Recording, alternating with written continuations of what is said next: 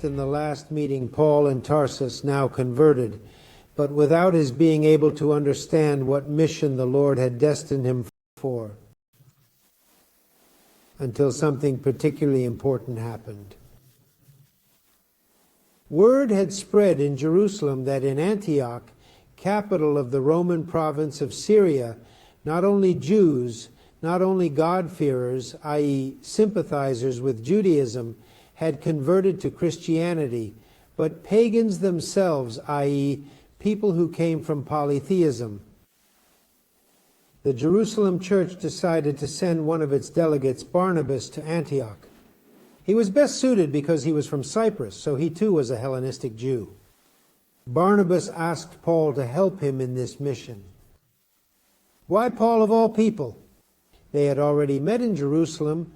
Barnabas must have come to appreciate the strong faith of this newly converted, and moreover, since he also came from a city of Greek culture, and moreover was a Roman citizen, he was the right person to understand these new vocations of pagan origin.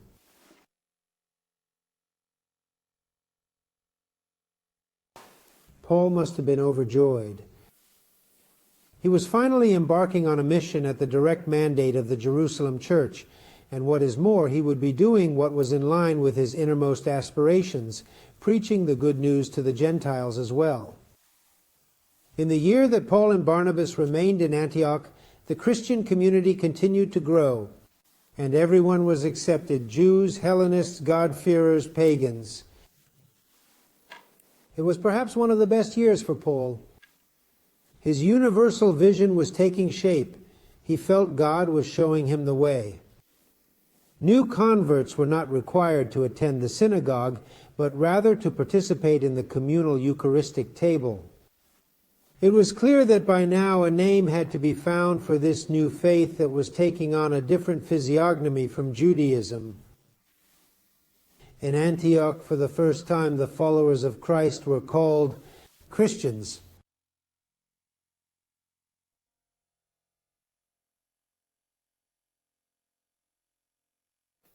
Meanwhile, in Jerusalem, the situation had become difficult for the Christians. The apostle James the Greater had been killed by order of Herod Agrippa, who wanted to ingratiate himself in this way with the more zealous Jews. Peter had been imprisoned, but later freed by an angel in a miraculous way. He had then moved away from Jerusalem out of prudence. The church in Antioch, freer in its movements, was becoming the propelling center of the new faith. Christianity, almost under the pull of events, but it would be better to say providentially, was taking on a well-defined physiognomy.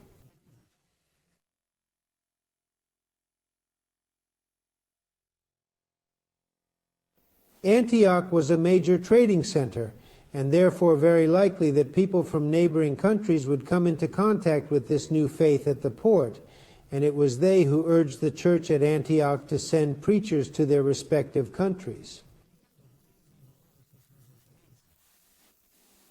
It was therefore decided that Barnabas should go as head of the mission, along with Paul and Mark, Barnabas's nephew.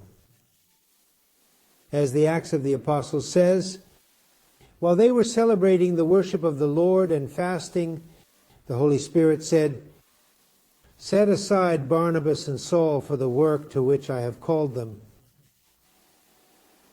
Then, after they had fasted, prayed, and laid their hands on them, they let them depart. Where to start doing apostolate, Barnabas and Paul must have wondered. The easiest thing was to go along known paths.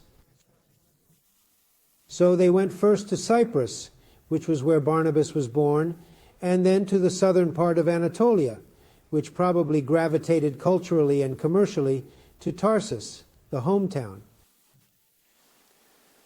Wherever they went, the three began preaching the gospel to the local Jewish community.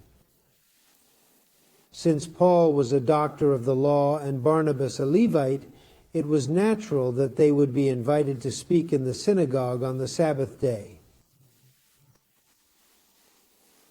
In Cyprus, Barnabas focused on his countrymen, while Paul, who was a Roman citizen, was able to have meetings with Sergius Paulus, the Roman proconsul of the island, and convert him as the Acts of the Apostles recounts. Leaving in Cyprus, landed on the mainland, crossed the Taurus Pass, and from there arrived at Antioch of Pisidia, a colony of Roman veterans.